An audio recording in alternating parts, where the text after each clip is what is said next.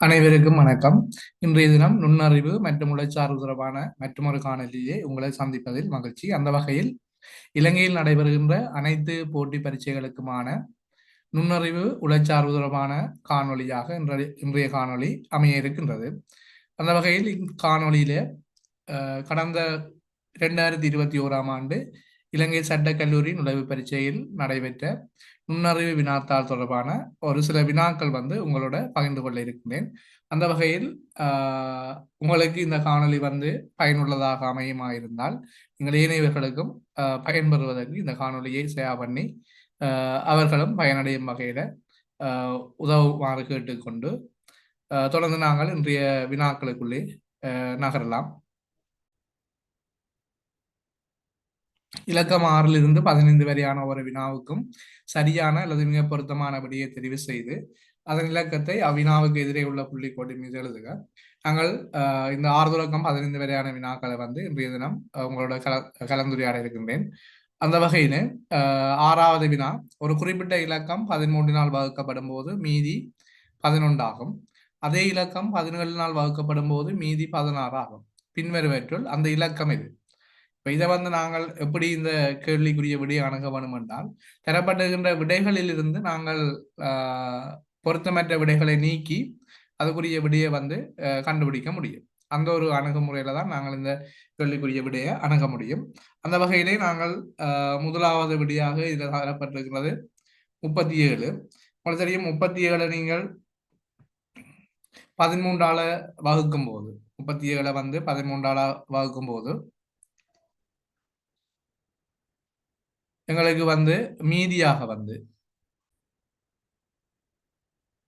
37 நாங்கள் 13 வகுக்கும் போது மீதியாக, அதாவது 37க்கு 2 முறைகள் என்று சொல்லும் போது எங்களுக்கு மீதி 11 கிடைக்கும். அது 26 26ல இருந்து 37ல இருந்து 26 கழிக்கும் போது எங்களுக்கு மீதியாக கிடைக்கிற விடை 11.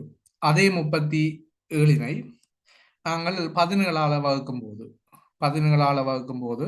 17க்கு 2 முறை 34 வரும். ஆகவே அதுல எங்களுக்கு மீதியாக விடை 3 கிடைக்கும். அப்ப இந்த விடை இதுல பொருத்தமற்றது. நாங்கள் அடுத்த இலக்கத்தை பார்ப்போம். அடுத்த இலக்கம் 50. அடுத்த விடை எங்களுக்கு 50. 50 நாங்கள் 13 வகுக்கும் போது எங்களுக்கு மீதியாக 50க்கு 13 3 முறையில உள்ளடங்கும். 3 முறையில 39 50ல இருந்து நீக்கும் போது 11 மீதியாக கிடைக்கும். அதே இலக்கம் 50ஐ 17ஆல வகுக்கும் போது எங்களுக்கு 2 முறைக்குள்ள 34 உள்ளடங்கும். மீதி எங்களுக்கு 16 கிடைக்கும். அப்ப இதுல பாத்தீங்கன்னா அது சொன்னது குறிப்பிட்ட ஒரு இலக்கத்தை 13ஆல் வகுக்கும் போது மீதி 11ம், அதே இலக்கத்தை 17ஆல் வகுக்கும் போது மீதி 16ம் ஆகும். அப்ப 50க்கு இந்த நிபந்தனை பொருத்தமானதாக இருக்கும். ஆகவே இதற்கு சரியான விடை 50ஆக இருக்கு. நீங்க விரும்பினால் மற்ற விடைகளையும் போட்டு பார்க்கலாம். இப்போ அடுத்ததையும் பார்த்தீங்கன்னா 13ஆல வகுக்கும் போது 63, 13ஆல வகுக்கும் போது அதுக்கு 4 முறை 52 வரும். ஆகவே 11 எங்களுக்கு மீதியாக கிடைக்கும். அதில் சமநண்டு போடுறது மீதியை தான் குறிக்குது. அடுத்தது 63 நாங்கள் 17ஆல வகுக்கும் போது எங்களுக்கு 4 முறை கிடைக்கும். 4 முறை என்று சொன்னால் மீதியாக 51 வரும். 17க்கு 4 முறை 51. அப்ப அதுல 63ல இருந்து 51 கழிச்சோம்னா எங்களுக்கு 12 மீதியாக கிடைக்கும். அப்ப நீங்கள் மற்ற விடயம் போட்டு பார்க்கலாம். இப்ப எங்களுக்கு விடை கிடைத்திருக்கபடியா நாங்கள் ஏனைய விடயங்களை பார்க்கிறது அவசியமற்றதுன்னு நினைக்கிறேன். எங்களுடைய நேரத்தை வீண்விரியமாக்கணும். அப்ப உங்களுக்கு விடை கிடைத்திருக்கின்றது. ஆகவே இதுல 6வது வினாக்குரிய விடை 2. 6வது வினாக்குரிய விடை 2. நாங்கள் அடுத்த கேள்வியை பார்ப்போம். அடுத்த கேள்வியில மணிக்கு 80 கிலோமீட்டர் எனும் வேகத்தில் பயணிக்கும் கடுகதி புகையிரதம் உண்டு. புகையிரத நிலையம் இடையில் நீக்கும் ஒரு மனிதனை 9 செகண்டில் கடக்கின்றது. அந்த புகையிரதத்தின் நீளம் மீட்டர்களில் எவ்வளவு? எத்தனை மீட்டர் அப்படின்னு சொல்லி கேட்டிருக்கிறாங்க. இப்ப உங்களுக்கு தெரிய வேணும் 80 கிலோமீட்டர் என்பது இந்த கருத்து வந்து ஒரு மணத்தியாலம் இந்த புகையிரதம் பயணம் செய்யும் போது அது 80 கிலோமீட்டரை வந்து சென்றடையும். 80 கிலோமீட்டரை வந்து சென்றடையும். அதுல உங்களுக்கு தெரியும் 1 கிலோமீட்டர் அல்லது ஒரு மணத்தியாலத்தை கதைப்படுறாங்க. முதல் மணத்தியாலம் என்றபடியா ஒரு மணத்தியாலம் வந்து 60 நிமிடங்களை உள்ளடக்கினதாக இருக்கும். அதேவேளை 3600 செகண்டை உள்ளடக்கினதாக இருக்கு. 3600 செகண்டை உள்ளடக்கினதாக இருக்கு. அதே மாதிரி 1 கிலோமீட்டரை பொறுத்தவரையில் 1000 மீட்டரை வந்து உள்ளடக்கினதாக இருக்கு. இப்ப எங்கள்கிட்ட கேட்கப்பட்டிருக்கின்ற கேள்வி வந்து பாத்தீங்கன்னு சொன்னால் அது மனிதனை கடக்கும் போது 9 செகண்ட் ஆகிறது. அதே போல புகையிரதம் செல்ற வேகம் வந்து கிலோமீட்டர்ல தரப்பட்டிருக்கிறது. விடை வந்து மீட்டர்ல கேட்கப்பட்டிருக்கிறது. அப்ப இப்படி 3 அளவீடுகள் வேறுபட்ட அளவீடுகள் இருக்கின்ற போது நாங்கள் இப்ப ரெண்டையும் வந்து ஏதாவது ஒரு பொருத்தமான அல்லது ஒரு ஒரு பொதுவான அளவீட்டுக்குள்ள கொண்டு வரணும். அப்ப இதுல வந்து பாத்தீங்கன்னு சொன்னால் நாங்கள் விடை வந்து மீட்டரும் அதே போல அதுக்குரிய நேரம் வந்து செகண்ட்லையும் இருக்கிறதால நாங்கள் ஒரு கிலோமீட்டரை வந்து மீட்டர் பெர் செகண்டாக மாற்ற வேணும். கிலோமீட்டரை வந்து மீட்டர் பெர் செகண்டாக மாற்றுறது பொருத்தமானதாக இருக்கும். அப்போ கிலோமீட்டரை மீட்டர் பெர் செகண்டாக மாற்ற வேணும்டா உங்களுக்கு கிலோமீட்டர் பெர் ஹவர்ஸ், அதில் கிலோமீட்டர் பெர் ஹவர்ஸை மீட்டர் செகண்டாக மாற்றணும் என்றால் தெரியும். இதில் பாருங்க, கிலோமீட்டர் வந்து 1000 ஒரு கிலோமீட்டர், அதன் கீழ் ஹவர்ஸில் வந்து 3600 செகண்ட் இருக்கு. பாருங்க, கிலோமீட்டர் 1000 மீட்டர் ஒரு மணத்தியாலத்தில் எங்கிட்ட இருக்கிற செகண்ட் அளவு 3600. ஆகவே இப்போ ஒரு கிலோமீட்டர் நாங்கள் மீட்டர் பெர் செகண்டாக மாற்றியாச்சு. இதை வந்து நாங்கள் இன்னும் சுருக்கி எடுக்கலாம். சுருக்கி எடுத்தீங்கன்னு சொன்னால் 10/36 வரும். அதை இன்னும் 2ஆல் சுருக்கலாம். 5/8 வரும்.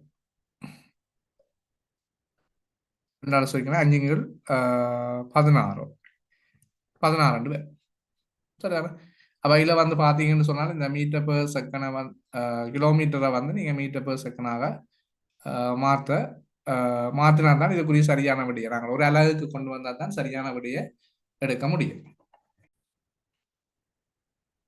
ரைட். அது ஒரு தவறு ஒன்று என்னென்னால் 36 2ஆல் விரிச்சா 18 வருமா? அதில் நான் வந்து 16 போட்டிருந்தேன். அப்போ 5/18. அப்போ நாங்கள் என்ன செய்யணும் என்றால் இப்போ இதை வச்சு கொண்டு ஒரு முடிவுக்கு வருவீங்கள். இப்ப 80 கிலோமீட்டர்னு சொன்னால் இந்த கிலோமீட்டரை மீட்டர் பெர் செகண்டுக்கு மாற்றுறதுக்கு நாங்கள் 5/18ஆல பெருக்கும் போது அது மீட்டர் பெர் செகண்டாக மாறும். சரிதானே? அப்ப நாங்கள் இதை வந்து இப்ப எங்களுடைய கேள்விக்குரிய விடைக்குள்ள வருவோம். இது வந்து ஒரு அறிமுகம். உங்களுக்கு இந்த வேகம் தூரம் சம்பந்தமான ஒரு அறிமுகம், ஒரு அலகுக்கு மாற்றுறதுமான ஒரு அறிமுகத்தை சொல்லியிருக்கிறேன். நீங்கள் மாறி மீட்டர் பெர் செகண்ட்ல இருந்தால் கிலோமீட்டருக்கு மாற்றுறதுக்கு மாறி 18/5 போட்டீங்கன்னா சரி. 18ஆல பெருக்கி 5ஆல பிரிச்சிங்கன்னு சொன்னால் சரி. நீங்கள் அப்படி வந்து மாற்றதை செய்யலாம். இப்ப நாங்கள் இதுக்குரிய விடைக்கு வருவோம்.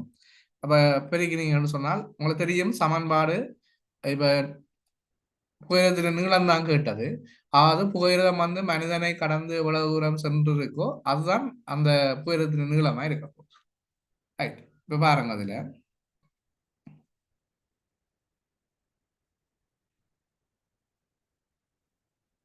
இது வந்து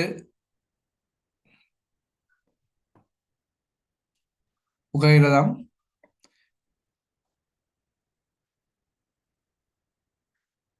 இதுல வந்து மனிதன் நிற்கிறார். புகையிரதம் வந்து மனிதனை கடக்க முற்படுது. ரைட், வலிக்கிறது. இப்ப வந்து புகையிரதம் என்ன செய்யுதுன்னு சொன்னால் மனிதனை வந்து கடந்து முடிக்கிறதுக்கு புகையிரதம் வந்து பாத்தீங்கன்னு சொன்னால் இந்த நிலையில வந்துட்டு கடக்கிறதுக்கு முடிஞ்சபடியால் தெளிவா தெரியுதுன்னு நினைக்கிறேன். அப்ப இந்த புகையிரதத்தை மனிதனை கடக்க ஆரம்பித்திலிருந்து மனிதனை கடந்து முடியும் வரைக்குமான நேரம் வந்து 9 செகண்ட் எடுத்திருக்கு. அப்ப அவ்வளவு தூரம் புகையிரதம் அவ்வளவு நேரம் வந்து புகையிரதம் எவ்வளவு தூரம் பயணித்திருக்குதோ அது வந்து புகையிரதத்தின் நீளமாக இருக்கு. பாருங்க, புகையிரதத்தின் முன்பகுதி கடக்க ஆரம்பிக்குது, கடந்த முடியேக்க அது பின்பகுதியில் வந்து நிற்குது. ஆகவே புகையிரத்தின் நீளம் வந்து அது 9 செகண்ட்ல எவ்வளவு தூரம் பயணித்திருக்கோ அதுதான் நாங்கள் புகையிரத்தின் நீளமாக எடுப்போம். ஆகவே நாங்கள் இந்த 9 கிலோமீட்டர்ல பயணம் செய்கிற புகையிரத்தை வந்து அந்த கிலோமீட்டர் பெர் ஹவர்ஸை வந்து நாங்கள் மீட்டர் பெர் செகண்டாக மாற்றுவோம். 5x18. சரிதான? உங்களுக்கு தெரியும் தூரம் காண்றதுக்கு வேகந்தர நேரம். அப்போ இதை வந்து நாங்கள் இப்போ பெருகி இருக்கிறத வந்து 80 கிலோமீட்டர் பெர் ஹவர்ஸை மீட்டர் பெர் செகண்டாக மாற்றுறோம். இப்போ மீட்டர் பெர் செகண்ட் அளவில் வந்து பயணம் செய்கிற வேகத்தோட நேரத்தை நாங்கள் பெருக்கும் போது எங்களுக்கு வந்து தூரம் கிடைக்கும். அப்போ இதை 9 சுருக்கலாம். அது விளங்கும்னு நினைக்கிறேன். திரும்ப நான் எழுதி காட்டுனத 80 தர 5 தர 9 அதங்கள் 5x18 வரை வரும். அந்த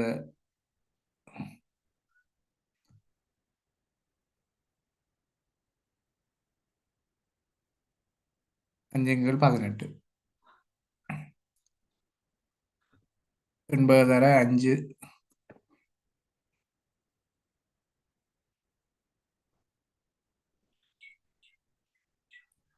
18 இதை சுருக்கிறீங்க என்றால் உங்களுக்கு ஒரு பிடி ஒன்று கிடைக்கும்.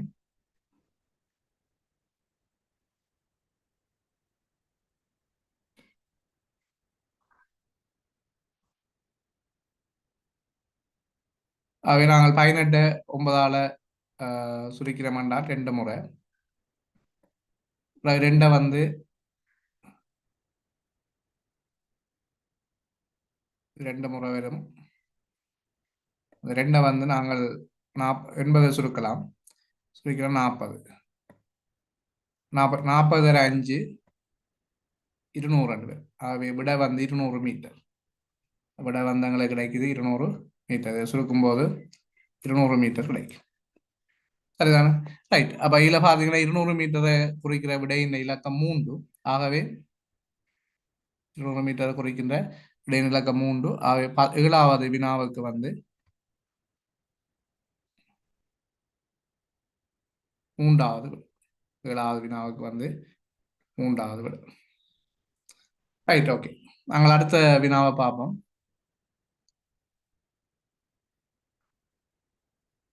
அடுத்த வினா வந்து ஒரு பாடசாலையிலே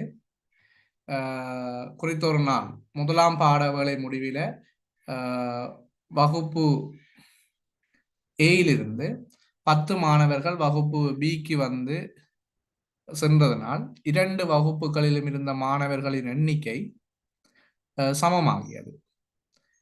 அப்ப 2ஆம் பாடவேளை முடிவில் வகுப்பு பியில் இருந்து 20 மாணவர்கள் வகுப்பு ஏக்கு சென்ற போது வகுப்பு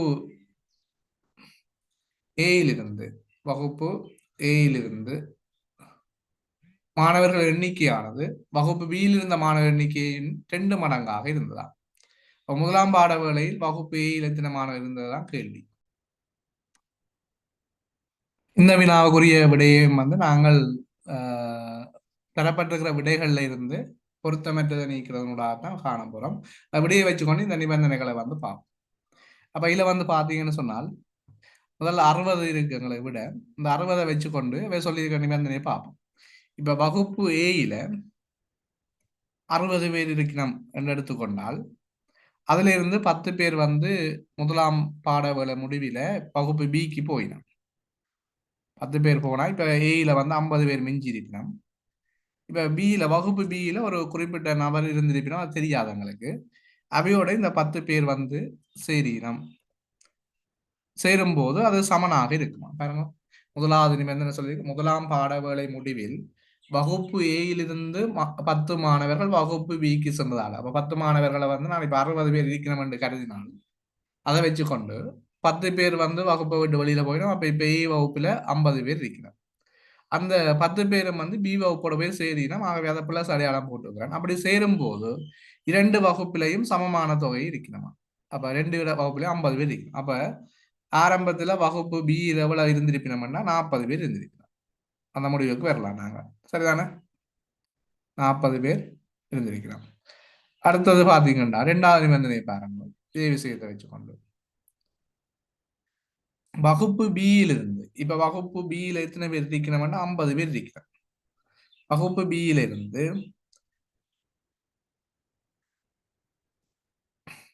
20 பேர் வந்து இரண்டாம் பாடவேளை முடிவில் ஏக்கு செல்லிடும்.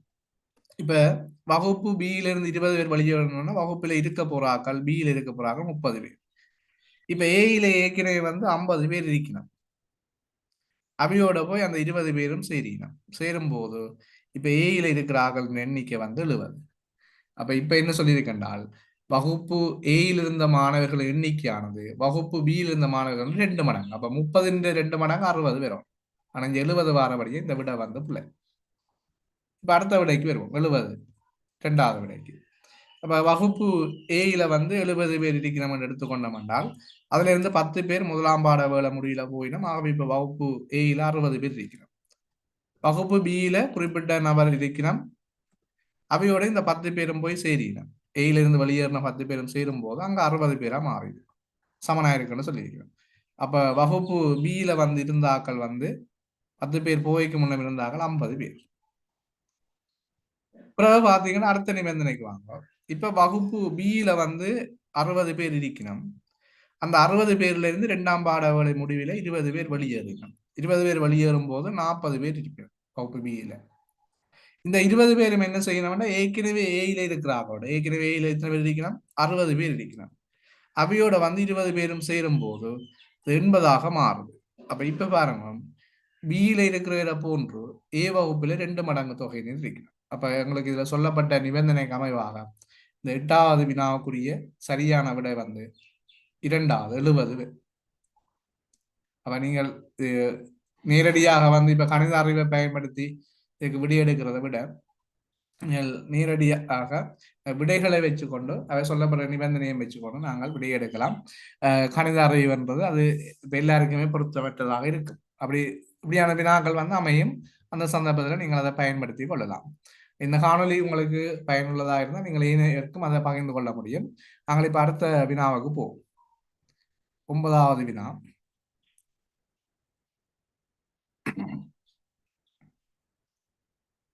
9வது வினாவில பாத்தீங்கன்னு சொன்னால் ஒரு தொழிற்சாலையில் 2 இயந்திரங்கள் இருக்கின்றன. ஒன்று வந்து புதியது, மற்றது பழையது. ஒரு பணியை செய்து முடிக்கிறதுக்கு புதிய இயந்திரம் 30 மணித்தியாலங்கள் எடுக்கும். அதே வேளை அதே பணியை செய்து முடிப்பதற்கு பழைய இயந்திரம் 60 மணித்தியாலத்தை எடுக்கின்றது. அப்பணியை விரைவுபடுத்துவதற்காக தொழிற்சாலை முகாமையாளர் என்ன செய்கிறார்டா 2 இயந்திரங்களையும் வந்து ஒன்றாக ஒரு நேரத்தில் இயக்குகின்றனர். 10 மணித்தியாலத்துல எவ்வளவு பணியினை பூர்த்தி செய்யணும் என்றதான் கேள்வி. அப்ப இது வந்து பாத்தீங்கன்னா இந்த ஒரு பணி குறிப்பிட்ட ஒரு பணியை வந்து 2 பேர் செய்யணும். 2 இயந்திரம் செய்யுது. புதிய இயந்திரம் 30 மணித்தியாலம், பழைய இயந்திரம் 60 மணித்தியாலம். அப்ப இந்த வேலை செய்யற மணித்தியாலத்துக்கு இடையிலான பொமசியை நாங்க முதல் காண வேணும். அப்ப இதுல வந்து 30க்கும் 60க்கும் வந்து பொமசியாக 60 இருக்கு. அப்ப அந்த 60 தான் பொமசியை தான் நாங்கள் இங்க வேலைகள் இந்த எண்ணிக்கையாக எடுத்துவோம். மொத்த வேலைகளாக கருத வேணும். மொத்த வேலை வந்து 60 வேலைகள் 60 வேலைன்னு சொல்லி நாங்கள் கருத வேணும். இந்த 60 வேலையை இப்ப தனித்தனியே செய்யணும். புதிய இயந்திரம் வந்து தனியே செய்யுது என்று சொன்னால் 60 வேலையை வந்து புதிய இயந்திரம் செய்து முடித்தால் மொத்த வேலையை புதிய இயந்திரம் செய்தால் அவர் வந்து ஒரு மணித்தியாலத்துக்கு 2 வேலை தான் செய்வார்.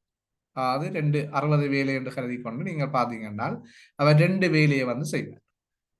அதே வந்து 60 வேலையை வந்து செய்கிறதுக்கு புதிய இயந்திரத்தை ஈடுபடுத்தினால் அவர் ஒரு மணித்தியாலத்துல ஒரு வேலையை முடிச்சிருவார். மொத்தம் 60 வேலைகள் இருக்கு. இப்ப என்னென்றால் 2 பேரும் செய்யணும். 2 பேரும் செய்யக்க பழைய இயந்திரம் 2 மணித்தியாலமும் புதிய இயந்திரம் 1 மணித்தியாலமும் ஒவ்வொரு வேலை அதாவது 60 வேலையில பழைய இயந்திரம் 2 வேலையும் புதிய இயந்திரம் 1 வேலையும் செய்யுது. ஆகவே 2 பேரும் சேர்த்து விட்டால் ஒரு மணித்தியாலத்துல வந்து 3 வேலைகளை செய்து முடிப்பினோம். ஒரு மணித்தியாலத்துல 3 வேலைகளை செய்து முடிப்பினோம். அப்படி 3 வேலைகளை செய்து முடிக்கும் போது 2 பேரையும் சேர்ந்து 60 வேலையும் செய்ய விட்டால் அவை வந்து 20 மணித்தியாலத்திலே வந்து இந்த வேலையை முடிப்பினோம்.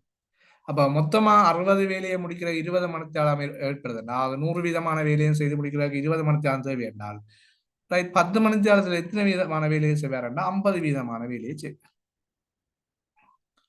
50 வீதமான வேலை நிறைவேற்றப்படும். அப்ப இதுக்கு வந்து இரண்டாவது விடை வந்து 9வதுக்கு பொருத்தமானது. இரண்டாவது விடை. அப்ப 50 வீதமான வேலைகள் 10 மணித்தியாலத்திலே பூர்த்தி செய்யப்படும். அடுத்த வினா பாருங்க. ஏதாவது இரண்டு முழு எண்களுக்கும் குறியீடு மைனஸ், வட்டம் போட்டு அந்த மைனஸை தந்திருக்கலாம். ஆனது முதலாவது இலக்கத்திலிருந்து இரண்டாவது இலக்கத்தை கழிக்கும் செயற்பாட்டை குறிக்கிறது. அதாவது நாங்கள் இந்த மைனஸ் அடையாளம் போட்டு வட்டம் போட்டிருந்தா என்ன கருத்துன்னு சொன்னால், முதலாவது இலக்கத்திலிருந்து இரண்டாவது இலக்கத்தை கழிக்கும். அத்துடன் குறியீடு தர, அது பெருக்கல் அடையாளம் போட்டு வட்டம் போட்டிருந்தால் இரண்டு இலக்கங்களின் பெருக்கத்தின் 2 மடங்கு, ரெண்டு இலக்கத்தையும் பெருக்கி போட்டு அது 2 மடங்கு உருவாகும் என்று சொல்லி அந்த குறியீடு வந்து சொல்லுது. அப்ப இதை வச்சுக்கொண்டு கீழே தரப்பட்டிருக்கிற பெருமானத்தை பார்ப்போம். அப்ப நாங்கள் இந்த பெருமானத்தை மாற்றி எழுதுவோம். தந்திருக்கிறது வந்து ஒன்றிலிருந்து எங்களுக்கு நாங்கள் மைனஸ் பிரேக்கெட்டுக்குள்ள -2 இந்த பெருக்கல் அடையாளம், அது 2 பெருக்க வேணும், பெருக்கி தர 3, பெருக்கல் தர 3. இனி வந்து இந்த முழுவதுன்னு 2 மடங்கு, அது 2ஐயும் 3ஐயும் பெருக்க வாரதுன்னு 2 மடங்கு. அப்ப அதை நாங்கள் 2ஆல பெருக்கும். அப்ப முதல் நாங்கள் இதை முடிப்போம். 1 சய பிரேக்கெட்டுக்கு இருக்கிறத பெருக்கினீங்கண்டா சய 6. இப்ப நாங்கள் தர 2 பிரேக்கெட்டை விடுவிச்சோம்னா இது பெருக்கப்படும். திரும்பவும் 6 நாங்கள் 2ஆல பெருக்குவோம். 1 சய பிரேக்கெட்டுக்குள்ள சய 12. இப்ப பாருங்க, அந்த பிரேக்கெட்டை விடுவிக்கணும்டா இந்த சயவும் சயவும் பெருக்கப்பட்டு சகவா மாறும். ஆகவே 2ம் 12 ஒன்றும் கூட்டுப்படும். விடை வந்து 13. சரிதானே? ரைட். அப்ப இதுக்கு 4வது விடை வந்து பொருத்தமானதாக இருக்குது. விடை 13. 4வது விடை.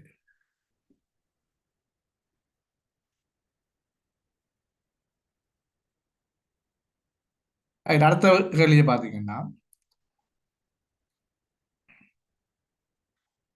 நிசிகா பிறந்தது.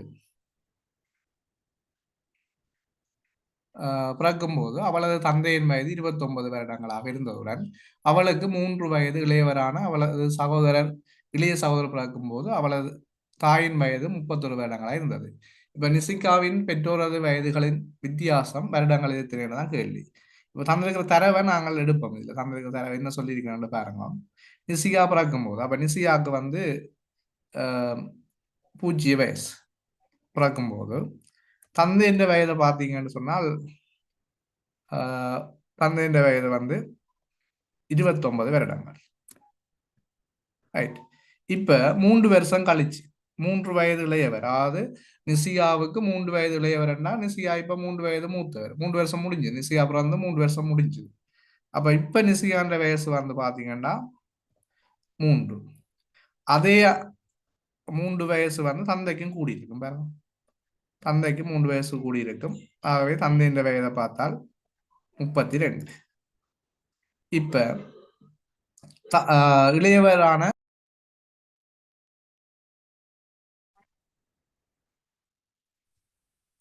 வயல வந்து 3 வயது வந்து இளையவர் தான் நிசியான்ற வந்து சகோதரர். அப்ப அதுல வந்து இளைய சகோதரர் இளைய சகோதரருக்கு வந்து பிறக்கும்போது அவற்ற வயசு வந்து 0. அந்த டைமில் வந்து தாய்க்குரிய வயது, தாயின் வயது வந்து சொல்லப்பட்டிருக்குது 31 வருடங்கள். ரைட். இப்ப வந்து இந்த நிசிகாவின் பெற்றோரது வயதுகளின் வித்தியாசம் யார் தற்போது? அப்ப பாத்தீங்கன்னா இப்ப தற்போது தந்தைக்கு 32, தாய்க்கு வந்து 31. ஆகவே இந்த வயது வித்தியாசம் வந்து 1. 1 குறிக்கிற விட வந்து இலக்கம் 2 வந்து 1 குறிக்கிற விடையா இருக்கு.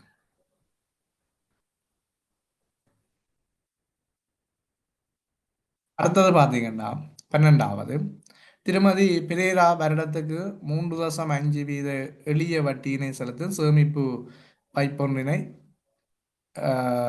சேமிப்பு வைப்பு கணக்கில் 5 லட்சம் ரூபாய் வைப்பிலிட்டார். அவருக்கு 35,000 வட்டியை பெறுவதற்கு எத்தனை வருடங்கள் பிடிக்கும்? இப்போ இது எளிய வட்டி தானே, கூட்டு வட்டியான தான் நாங்கள் அதை கூட்டி கொண்டு போகணும். எளிய வட்டியை நேரடியாக பார்க்கறது. அப்போ இதில் வந்து தர 3.5 கீழ் 100, 3.5 கீழ் 100 சுருக்கினீங்கன்னா இது பின்னத்தில் இருக்கிற வழியால் நான் என்ன செய்கிறேன்னா மேலையும் கீழையும் 2 பெருக்கினோம்னா முழுத்தானமாக மாறும். சரியான அல்லது நீங்கள் சுருக்கி பார்த்தாலும் ஓகே. இதில் வந்து 3.5% வந்து பார்த்தீங்கன்னா 17,500 ரூபா.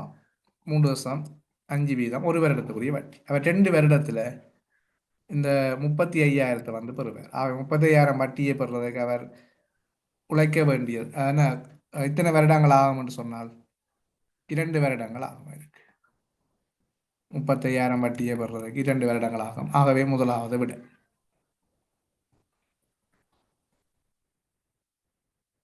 பார்த்தீங்கன்னா இளமானி பட்டப்படிப்பில் உள்ள ஒரு மாணவர் குழுவில் 1/3 19 வருடங்களை விட குறைந்தவர்கள். அப்போ 19 வருடத்தை விட குறைந்தவர்கள் 1/3 மொத்த மாணவர்கள்ல 1/3. வயது 19 வருடங்களை விட கூடியவர்கள், அதாவது 19 வயதை விட கூடியவர்களின் எண்ணிக்கையானது 19 வயது வருடங்களை உடைய 50 மாணவர்களின் எண்ணிக்கையின் 20% இருந்தது. அப்ப இதுல பாருங்க 19 வயதை கூடினாக்கள் வந்து 19 வயதுடைய மாணவர்கள் 50 பேர் இருக்கிறான். அவையில 20% வந்து 19 வயதை விட கூட. அப்ப மொத்த மாணவர்கள்ல 1/3 19 வயதை விட குறைவு. 19 வயதுடைய மாணவர்கள் 50 பேர் இருக்கிறோம். 19 வயதை விட கூடினாக்கள் அந்த 50 பேர்ல 20%. அப்ப 50ல 20% உங்களுக்கு தெரியும் வந்து 10. அப்ப இப்ப 19ல வந்து 19 வயதுடைய மாணவர்கள் வந்து பாத்தீங்கன்னு சொன்னால் 50 பேர் இருக்கிறோம். 19 பிளஸ்ல இருக்கிற 19 கூடினாக்கள் 50ல 20% 10. அது கணிச்சு காட்ட தெரியல 10. ஆகவே 19 விட குறைந்தாக்கள் -19 விட குறைந்தாக்கள் வந்து மொத்த மாணவர்கள்ல 1/3. மொத்த மாணவர்கள்ல 1/3. அப்ப மொத்த மாணவர்கள்ல 1/3 19 விட குறைந்தாக்கள் என்றா 19 வயதும் 19 விட கூடினாக்களும் சேர்ந்தால் அவை மொத்த மாணவர்கள்ல 2/3 இருக்கிறார். அப்ப மொத்த மாணவர்கள்ல 2/3 பகுதி, மொத்த மாணவர்கள்ல 2/3 பகுதி எத்தனை பேர் என்றால் 50 சக 10 60 பேர் இருக்கிறார். அப்ப 2/3 பகுதி 60 என்றா 1/3 பகுதி வந்து 30 பேர். ஆகவே அந்த குழுவில் இருக்கிற மொத்த மாணவர்களின் எண்ணிக்கை 90 பேர். இப்ப கேள்வி எங்கள்கிட்ட மொத்த மாணவர் எண்ணிக்கை 90. அவை 90க்குரிய சரியான விடை வந்து 2வது.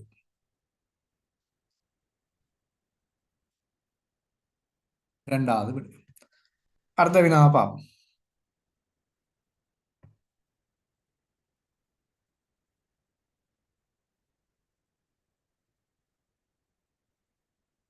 அடுத்த 14வது வினா பொறுத்தவரையில அது வந்து ஒரு குடும்பத்தில் உள்ள 9 உடன்பிறப்புகள் இருக்கு. மூத்தவரின் வயது 28 வருடங்களும் இளையவரின் வயது 33 வருடங்களும் 3 வருடங்களும் ஆகும். மற்ற 7 உடன்பிறப்புகளினதும் வயதுகளின் சராசரியானது எல்லா உடன்பிறப்புகளினதும் வயதுகளின் சராசரியை விட 1 வயது குறை. அதாவது 9 பேரையும் சேர்த்து வார சராசரியை விட 7 பேருடைய சராசரி வந்து 1 வயதால குறைவாக இருக்கும். அப்ப உடன்பிறப்புகள் 9 பேரின் வயதுகளின் சராசரி யாதுன்னு தான் கேள்வி. அப்ப இப்ப நாங்கள் இதை வச்சுக்கொண்டு இதுவும் இப்படியே வச்சுக்கொண்டு தான் பார்க்க போறோம். ரைட், 9 சராசரி என்று சொன்னால் 9 பேருடைய வயது 9 சராசரி என்றால் 9ஆல பெருக்கினீங்கன்னா எங்களுக்கு அந்த மொத்த மாணவர்கள் மொத்த வயது பெருமை இந்த 9 பேர் மொத்த கூட்டுத்தொகை பெரும் 81 பேர். சரிதானே? இந்த 81ல கடைசியால் வந்து 28, மூத்தவர் வந்து 28, கடைசியால் வந்து 3 பேரும் போனால் மிச்சம் இருக்கிறது 31 பேர். 31 அதாவது மூத்தவரின்றையும் கடைசியாளின் வயது 31 போனால் எங்களுக்கு மிச்சம் இருக்கிறது 50 வயது. அப்ப 50 என்று சொன்னால் இவை 50 வயது எத்தனை பேர்ட்ட கூட்டுத்தொகை? 7 பேர்ட்ட கூட்டுத்தொகை. அப்ப 50 7ஆல பிரிச்சால் சராசரி பெற வேணும். அந்த சராசரி வந்து 8ஆக இருக்க வேணும். ஆனா 50 வந்து 7ஆல பிரிக்கல. அப்ப அந்த விட வந்து பொருத்தமற்றது. அடுத்து பாத்தீங்கன்னா 11. 11 நாங்கள் 9ஆல பிரிக்கணும்டா 99 பேர்.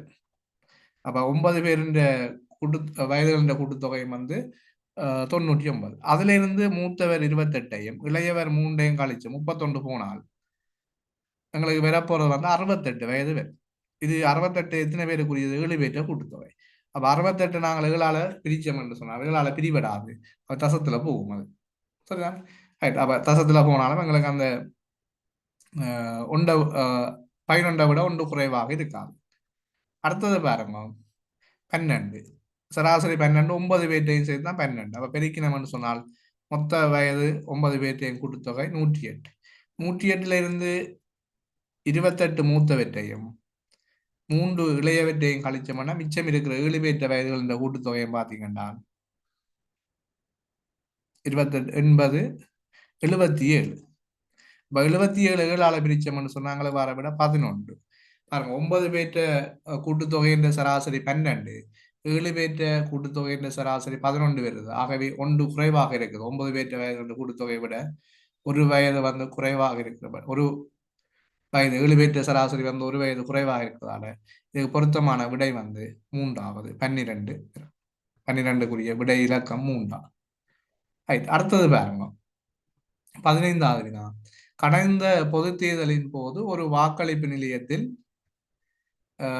டபிள்யூ அதே மாதிரி எக்ஸ் Y Z இந்த 4 கட்சிகள் முறையே அவை பெற்றுக்கொண்ட விகிதாசாரங்கள் 8 6க்கு 3க்கு 1 இந்த விகிதாசாரத்தை பெற்றிருக்கிறார். கட்சி எக்ஸ் ஆனது கட்சி சற்றினை விட 20 வாக்குகள் அதிகமாக பெற்றுள்ளது. அவங்களை விகிதாசாரம் தந்திருக்கிறா சற்றை விட 20,000 வாக்குகள் எக்ஸ் வந்து கூட பெற்றிருக்குது. ஆகவே இப்ப எக்ஸின் விகிதம் வந்து 6, சற்றின் விகிதம் வந்து 1. இவை இந்த விகிதத்துக்கிடையிலான வித்தியாசம் 5. அப்ப ஒன்றை விட அவர் 5 மடங்கு அல்லது 5 பங்கு வந்து கூடவாக இருக்குது. எக்ஸின் வாக்கு வந்து 5 பங்கு அதிகமாக இருக்குது. அந்த 5 பங்கு தான் எவ்வளவுன்னு சொன்னால் 20,000. 5 பங்கு 20,000. அப்ப 20,000 வந்து ஏனென்றால் வாக்கு வந்து அது வித்தியாசம் தான். அதே மாதிரி பங்குன்ற வித்தியாசம். வாக்குன்ற வித்தியாசத்தை பங்குன்ற வித்தியாசத்தால் பெருக்கும் போது ஒரு பங்கு எவ்வளவு வரும்? ஆகவே ஒரு பங்கு 4,000. ஆகவே சட் பெற்றுக்கொண்ட வாக்குகள் வந்து 4,000. Y பெற்றுக்கொண்டது 12,000. எக்ஸ் பெற்றுக்கொண்டது 4,000 தர 6 24,000. அப்ப எங்கள்கிட்ட கேட்ட கேள்வி என்னன்னா கட்சி டபிள்யூ பெற்றுக்கொண்ட வாக்குகள் எத்தனை? அப்ப 4,000 தர அவருடைய விகிதம் வந்து 8. அவை எண்ணாங்க 32,000 வாக்குகளை பெற்றிருக்கிறார். அவை 32,000 வாக்குகளுக்குரிய விடை வந்து 4ஆவது. அவை 15வது கேள்விக்குரிய விடை வந்து 4ஆவது. சரிதானே? Right, okay. அதே மாதிரி நான் இந்த வினாத்தாளின் முதல் 5 கேள்வியை பார்ப்போம் இதோட சேர்த்து. இது ஏற்கனவே நான் வந்து பதிவு செய்திருந்தேன். இந்த காணொலியை வந்து பதிவு செய்திருந்தேன். ஆனால் அந்த காணொலி வந்து உங்களுக்கு திரையில வந்து இந்த வினாத்தாள் வந்து தோன்றியில்லை. அப்ப அதை வச்சு கொண்டுதான் இப்ப நான் மீளவும் இதை வந்து திரையில வந்து தோன்ற மாதிரி காட்சிப்படுத்தியிருக்கிறேன். அதை காட்சிப்படுத்தினா நான் அதை கவனிக்கல, அதால வந்து திரையில தோன்றியில்லை. இப்ப நாங்கள் இந்த ஏனைய 5 வினாக்களையும் விரைவாக பார்ப்போம். அதுல வந்து 1லிருந்து 5 வரையான ஒவ்வொரு வினாவின் ஆரம்பத்திலும் ஒன்று தொடர்புடைய 3 சொற்கள் தரப்பட்டுள்ளன. கீழே தரப்பட்டுள்ள தெரிவுகளிலிருந்து அதனை ஒத்த தொடர்புடைய தெரிவை தேர்ந்தெடுத்து அதன் இலக்கத்தை அவ்வினாவுக்கு எதிரே உள்ள புள்ளி கோட்டின் மீது எழுதணுமா. அப்ப இதுல வேற விதை, கன்று, மரம். விதை வந்து முளைத்து கன்றாக மாறுது, கன்று வந்து மரமாக மாறுது. அப்ப இந்த இடத்துல இப்படி ஒரு தொடர்புடையது எதன்னு தான் பார்க்க வேணும். கரு குழந்தையாகி அது வயது வந்தவராக மாறும். மகன் அப்பாவாகி பாட்டனாகி இப்ப அதெல்லாம் நிச்சயமற்ற தன்மைதான. பனிக்கட்டி, நீர், நீராவி. அடுத்தது இறந்த காலம், நிகழ்காலம், எதிர்காலம் சொல்லியிருக்கலாம். அப்ப இதுல வந்து பாத்தீங்கன்னா இந்த ஒரு வளர்ச்சி போக்க காட்டுறபடியால் இல்ல முதலாவது விட வந்து பொருத்தமானதா இருக்கு. முதலாவது விடை வந்து இதுக்கு பொருத்தமானது. ஆகவே முதலாவது வினாவுக்கு வந்து முதலாவது விடை வந்து ஒரே தொடர்போடு இருப்பதாக இருக்குது. அடுத்த பாருங்க, நல்லது, கெட்டது, சிறந்தது. அப்ப நல்லது, அதுக்கு எதிர்கருத்து கெட்டது. அது நல்லதை வந்து இன்னொரு விதமாக சொல்லும் போது அது சிறந்ததுன்னு சொல்றோம். அது நல்லதை விட கொஞ்சம் இன்னும் சிறப்பாக அது சொல்லப்படுது. இதே தொடர்போடு இருக்கிறத பார்த்தீங்கன்னா, ஈரமானது, உலர்ந்தது. ஈரமானதுக்கான எதிரானது உலர்ந்தது. ஈரமானதை விட இன்னும் மேலானது வந்து குளிரானது என்று சொல்லியிருக்கிறோம். அடுத்த நியூட்ரோன், எலக்ட்ரோன், புரோட்டான். ரைட். அதே மாதிரி அது வந்து நான் நினைக்கிறேன் ஒவ்வொன்றும் வேறு வேறுபட்ட பகுதிகள் நினைக்கிறேன். ரைட். அதுதான் பார்த்தீங்கன்னா மேல், கீழ், உயரம். மேலே இருக்கிறத அந்த உயரத்தையும் வந்து சுட்டி காட்டிக்கணும். அடுத்த பலமானது, பலவீனமான, சக்தி வாய்ந்தது. நான் இதுல கருதக்கூடியதுன்னு சொன்னால் பொருத்தமானது வந்து நல்லது, கெட்டது, அதுக்கு எதிரானது. அந்த நல்லதை வந்து இன்னும் ஒரு சிறப்பான சொல்லூடாக சிறந்தது என்று சொல்லப்படுது. ஆகவே இதுல வந்து மூன்றாவது விடை பொருத்தமானது என்றால் நான் கருதுகிறேன். உங்களுக்கு ஏதாவது மாற்று விடைகள் இருந்தால் நீங்க அதை சொல்லலாம். இப்போ ஈரமானது, குளிரானன்றதுக்கு வந்து ஈரமானது இன்னொரு சிறப்பானது குளிர் என்று சொல்ல முடியாது அப்படின்னு. ஆனா மேலே இருக்கிறத நாங்கள் இன்னும் சிறப்பாக சொல்லலாம், உயரத்தில் இருக்குன்னு சொல்ல முடியும். அந்த வகையில நான் இதுக்கு மூன்றாவது விடியை வந்து தெரிவு செய்து கொள்றேன். அப்ப இரண்டாவதுக்கு வந்து மூன்றாவது வந்து பொருத்தமானதாக இருக்கு. அடுத்தது பாருங்க, விலை, நிரம்பல், கேள்வி. அவ இது ரெண்டுமே நிரம்பலும் கேள்வியும் விலையோட தொடர்பட்டது. அவ அந்த வகையில நாங்கள் பார்ப்போம், ஒன்றோடு ஒன்று தொடர்பட்டது என்னென்று சொல்லி பார்ப்போம். மழை, வெள்ளம், நீர். நீர் வந்து கட்டாயம் மழை ஊடாகத்தான் பெறணும் இல்லை. ரைட். அடுத்தது பார்த்தீங்கன்னா கொள்ளளவு, கனவளவு, வெளி. அதுலேயும் வந்து பார்த்தீங்கன்னா தொடர்புகள் வந்து ஒன்றோடு ஒன்று தொடர்பட்டது அல்ல அதுகள். அடுத்த வினைத்திறன், உற்பத்தி திறன், விதியம். அதுவும் ஒன்றோடு ஒன்று தொடர்பட்டதல்ல. வேகம், தூரம், நேரம். இது மூன்றுமே வந்து ஒன்றோடு ஒன்று தொடர்புடையது. கிட்டத்தட்ட விதை, நிரம்பல், கேள்வியும் மூன்றும் ஒன்றோடு ஒன்று தொடர்புடையது.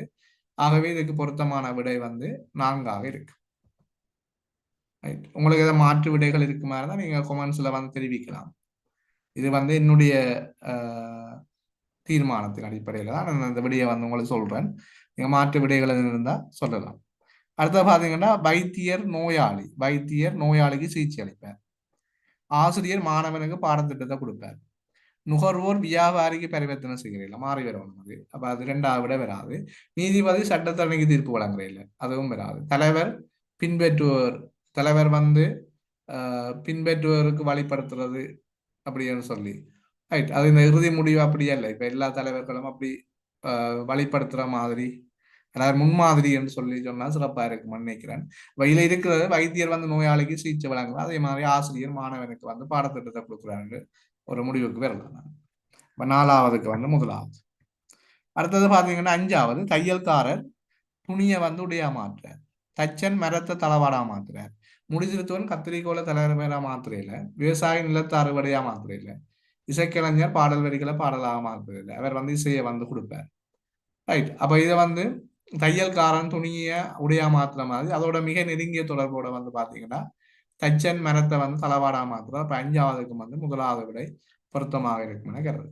ரைட். இந்த காணொலி வந்து உங்களுக்கு வந்து பயனுள்ளதாக இருந்தால் ஏனையவர்களுக்கு நீங்கள் அதை பகிர்ந்து கொள்ளலாம். பகிர்ந்து கொண்டு எமது யூடியூப் சேனலை வந்து இன்னும் நீங்கள் மற்ற நபர்களுக்கு வந்து தெரியப்படுத்துவதற்கு ஒரு சந்தர்ப்பமாக இருக்கும். அந்த வகையில தொடர்ந்து இணைந்திருங்கள் நமது யூடியூப் சேனலோட. உங்களுக்கான போட்டி பரீட்சைகளை கூடிய பொது அறிவு, உழைச்சார்பு மற்றும் நுண்ணறிவு தொடர்பான அனைத்து கடந்த கால வினாக்கள் மற்றும் நடைமுறை தரவுகள், பொது அறிவோட நடைமுறை தரவுகள் அனைத்துமே உங்களோட பகிரப்படும். அந்த வகையில தொடர்ந்து எங்களோடு இணைந்திருங்கள். நன்றி.